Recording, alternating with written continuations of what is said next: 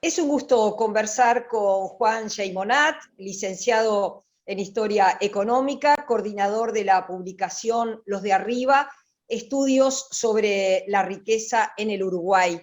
Y se suele decir que hay mucha información sobre quiénes son y dónde están los pobres en el Uruguay, pero no ocurre lo mismo con las personas y las familias que detentan riqueza en nuestro país. Juan, ¿cómo ha sido esta investigación que tú coordinaste y en el que participan otros especialistas?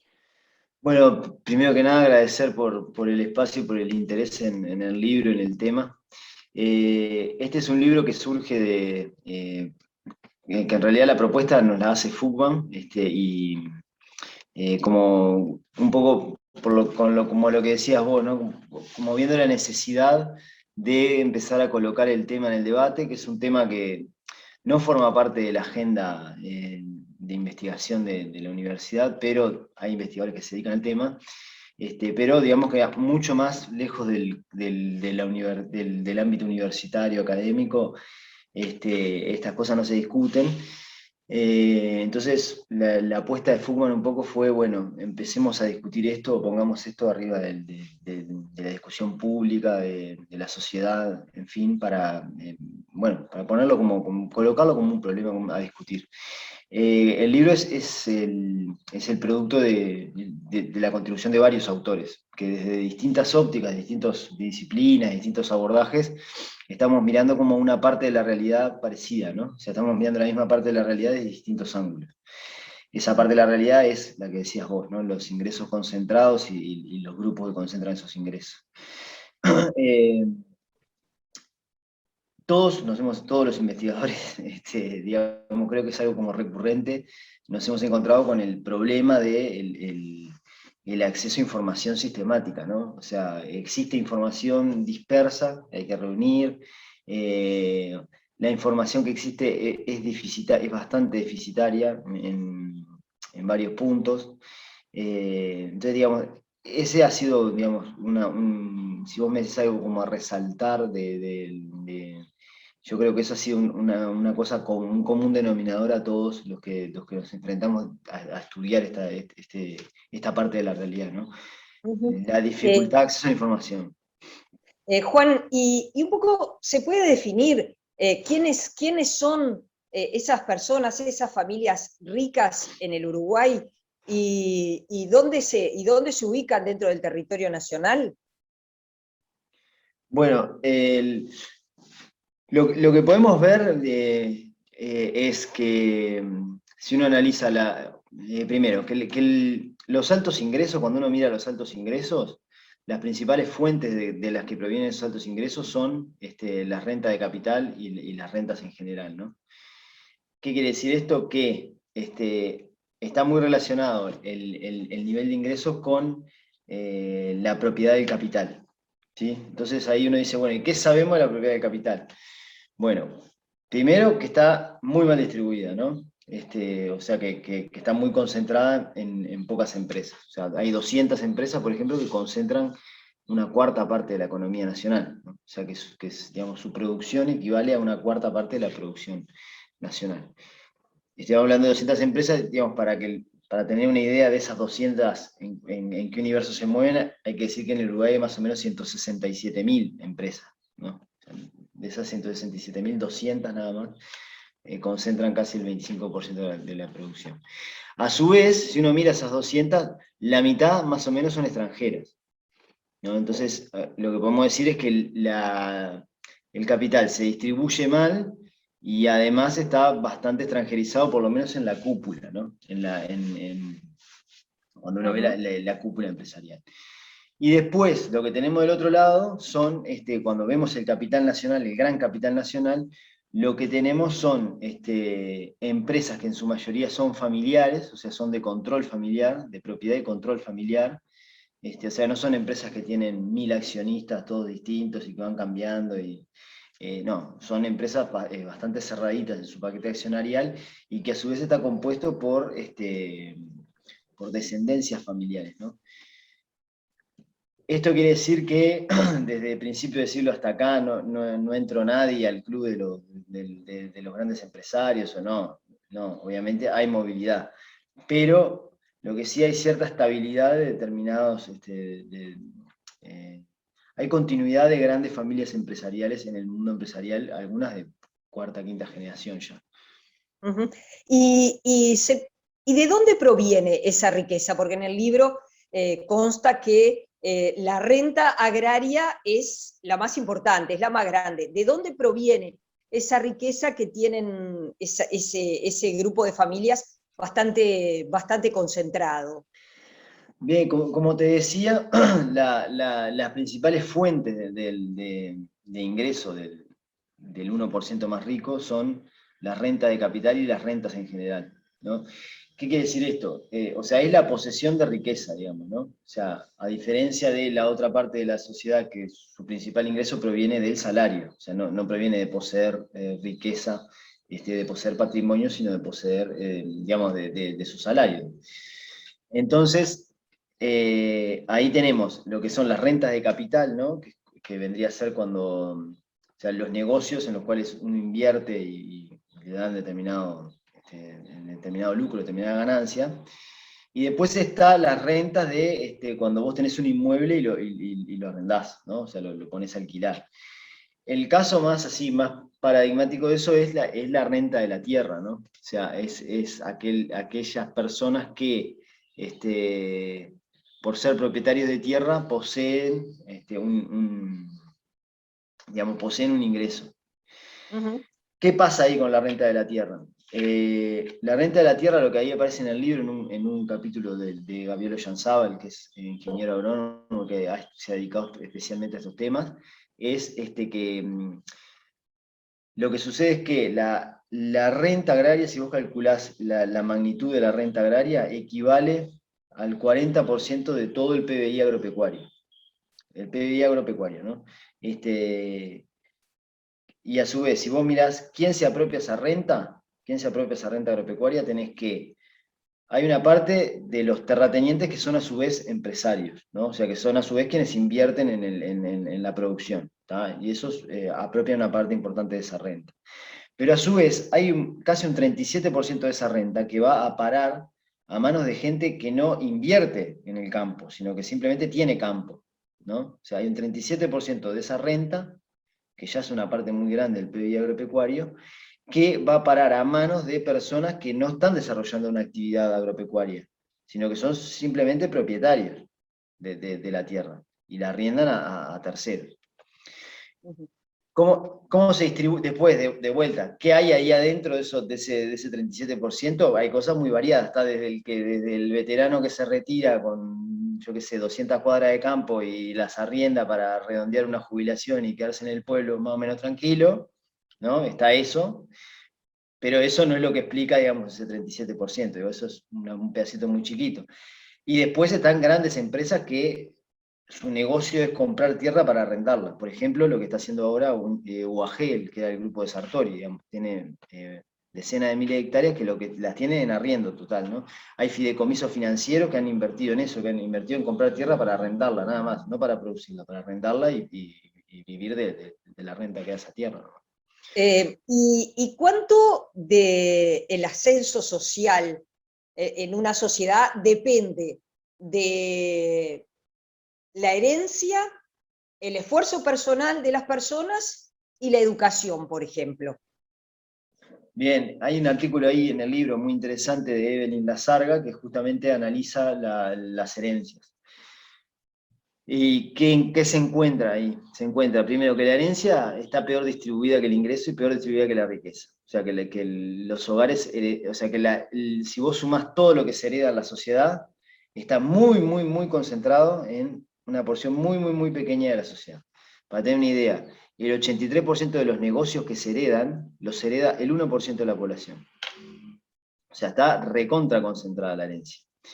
En segundo lugar, esta compañera hace un ejercicio en el cual, mediante un modelo econométrico, porque para explicarlo simplemente es, vos tenés ella quiere ver en la posesión de riqueza actual qué incide más. Se incide más el hecho de haber nacido en un hogar heredero, se incide más el hecho del clima educativo del hogar, o sea, la inversión educativa que hubo en el hogar, ¿no?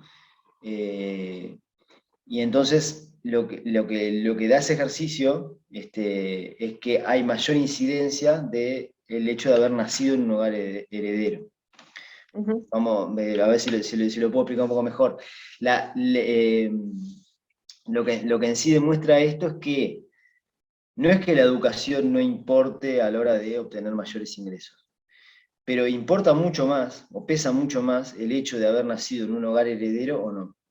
Entonces, eso Ujú. derriba un poco, o por lo menos cuestiona un poco la idea esta de la meritocracia, porque, digamos, aún suponiendo que la gente tiene que ser remunerada por el esfuerzo que realiza, ¿no? Que eso, digamos, esa es otra discusión, pero dejémosla, digamos, que es válida, que sí, que la gente tiene que ser remunerada de acuerdo al esfuerzo que realiza. Aún así, lo que sucede es que un mismo esfuerzo en distintos puntos de partida va a dar cosas distintas. O sea, no Ujú. es lo mismo correr una carrera de 1000 metros empezando en el metro cero que correr una carrera de 1000 metros empezando en el metro 500, ¿no? O sea, ahí iguales esfuerzos van a dar resultados distintos. Bueno, acá pasa lo mismo. En la sociedad o en el imaginario colectivo está también que aquellas personas que detentan riqueza es producto de su esfuerzo personal. Y aquellas personas que están muchas veces por debajo de la línea de pobreza, lo mismo, digo, decir, no se esforzaron lo suficiente. Sí, sí, sí.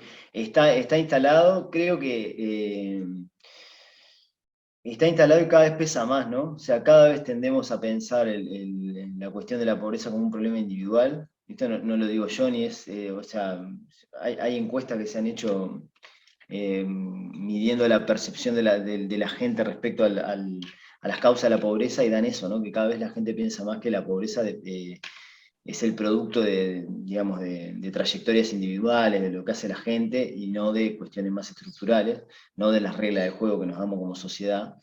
Eso está cada vez más instalado en las cabezas, ¿no? Y por ende, la contraparte de eso, ¿no? Que el que tiene altos ingresos, bueno, los tiene porque se rompió el lomo, porque se esforzó, ¿no? Y que criticar eso es como ser una especie de resentido, no sé, o sea, hay varios calificativos ahí que hemos visto, que yo me he enterado ahora viendo las redes sociales de lo Ajá. que nos dice. Y, Pero sí, eso está instaladísimo y me parece que obedece, es la justificación de un grupo social y que obedece a la necesidad de justificar esa diferenciación social, ¿no? Eso me parece que eh, es claro. y, esa, y esa acumulación desigual eh, se puede corregir a través de las políticas públicas. Bueno, yo no soy especialista en eso, pero lo que me atrevería a decirte que sí, digamos, sí, ¿por qué? Porque hay otros países que lo han hecho, o sea, que lo hacen, ¿no? Hay otros países que tienen políticas impositivas, por ejemplo, de fuerte carácter redistributivo. Hay países en los cuales se legisla incluso sobre la participación en la propiedad de las empresas. Entonces, cuando las empresas superan determinado tamaño, eh, se dice, bueno, acá hay que abrir el capital a, por ejemplo, la participación de los trabajadores dentro del paquete accionarial, como forma también de distribuirla, porque decimos, si la propiedad distribuye mal, bueno, también pensemos ahí qué mecanismos existen para que empiece a distribuir un poco mejor. Yo estos países que estoy mencionando no estoy diciendo Corea del Norte, Cuba, estoy diciendo los países europeos, ¿no? Alemania, Finlandia, Suecia. Este, o sea que uno tendería a pensar que eso es posible, ¿no? Claro, hay que grabar o hay que afectar parte de los ingresos que están concentrados y eso genera resistencia, ¿no? Digamos, para muestra basta un botón, cuando se quiso poner un impuesto al agro, el ICIR, aquel que en el gobierno Mujica, digamos, una movilización tremenda y incluso hasta se declaró inconstitucional. O sea, claramente, digamos, afectar los altos ingresos también tiene respuesta por parte de quienes detentan los altos ingresos, lo cual parece lógico, ¿no? Ujú. Eh, ¿Está presente la cuestión de género? Se señala que la mayoría de los ricos son hombres y son blancos. Sí, sí, sí. El dato, la aproximación al dato más étnico, no, yo no la tengo, tiendo a pensar que sí. La aproximación al dato de género sí, es tal cual, digamos, por varios lados, ¿no? Si vos lo mirás por el lado que lo mira Mauricio de Rosa, que es el economista que trabaja sobre la cuestión del 1%, a él le da claramente que la mayoría de los individuos que componen ese 1% son varones. Si lo mirás por el lado de la propiedad del capital y la participación de las mujeres en los directorios de las empresas, también te da que la participación de las mujeres en los directorios de las empresas es muchísimo menor que la de los hombres, y que no solo que es menor, sino que además es menor cuanto, o sea, si vos comparás los directorios, hay pocas mujeres, casi muy poquitas, en algunos ni siquiera hay. Pero si vos comparás la dirección de los directorios, quién dirige el directorio, ahí sí, ahí son todos hombres. Hay alguna mujer nomás, pero dos o tres, en las grandes empresas, ¿no? Ujú. Entonces, sí, es clarísimo eso. Y además por una cosa que yo decía antes, que digamos en los negocios de los grandes capitales nacionales, decíamos que eran de control y carácter familiar. Entonces ahí se entremezcla la lógica familiar, que es hasta ahora, la lógica familiar es una lógica fuertemente patriarcal, ¿no? Digamos, se mezcla esa lógica con la lógica propia de la vida de los negocios. Entonces, ¿qué sucede o qué es lo que uno ve cuando hace historia empresarial? O lo que ve es que los que heredan los negocios siempre son los varones, o los que quedan a cargo de las empresas, de la familia, siempre son los varones.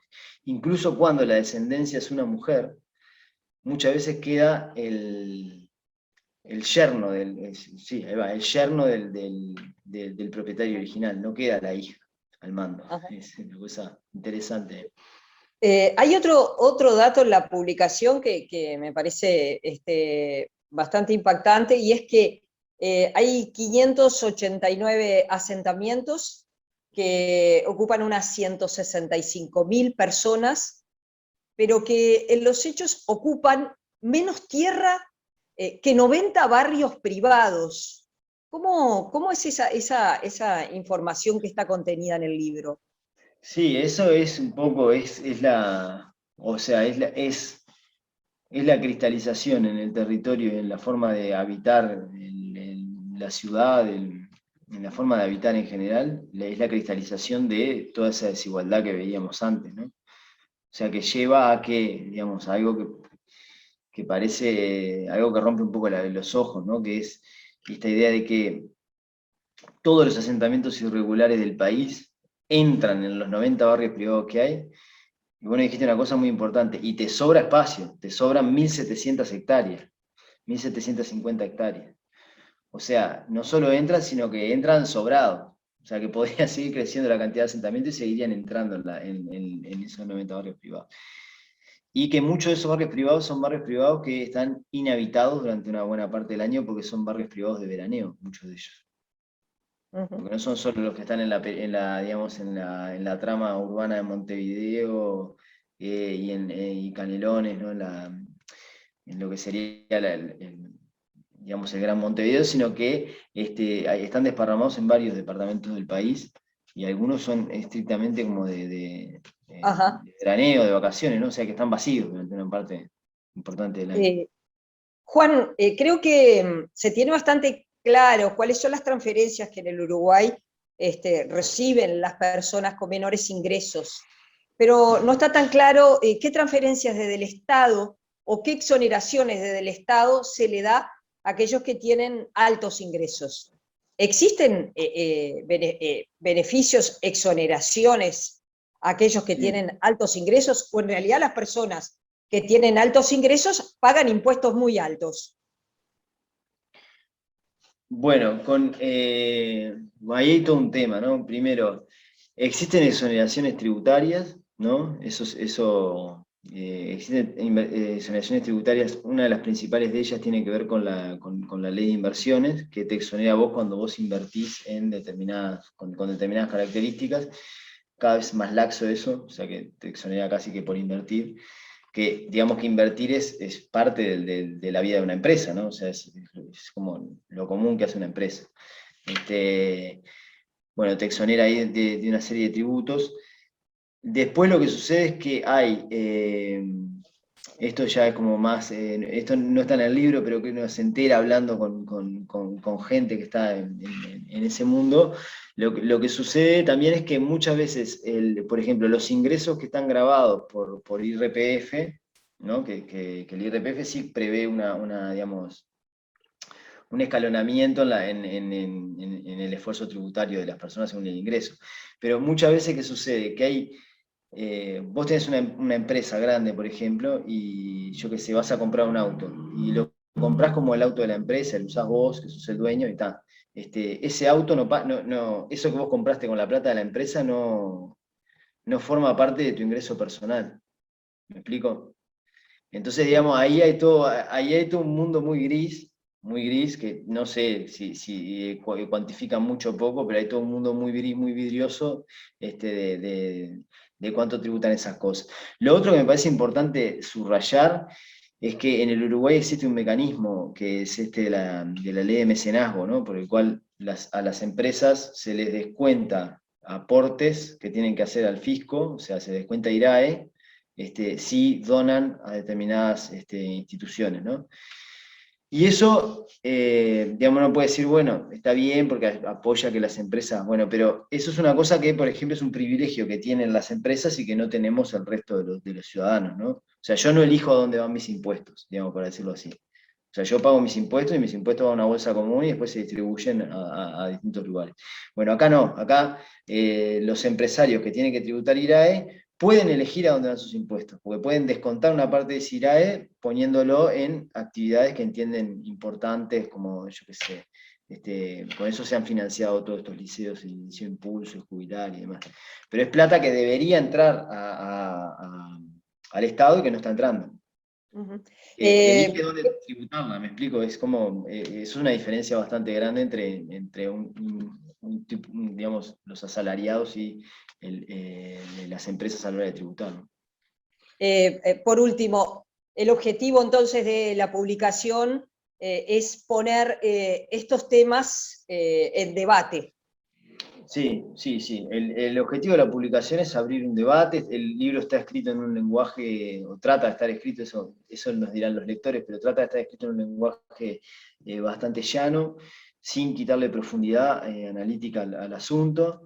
Entonces el libro lo que trata es básicamente abrir un debate, que es un debate que se está abriendo ya en distintos lugares del mundo, que es un debate que tiene que ver con el alto nivel de desigualdad al que hemos llegado y que se ha agravado sobre todo en las últimas 3, 4 décadas a nivel mundial,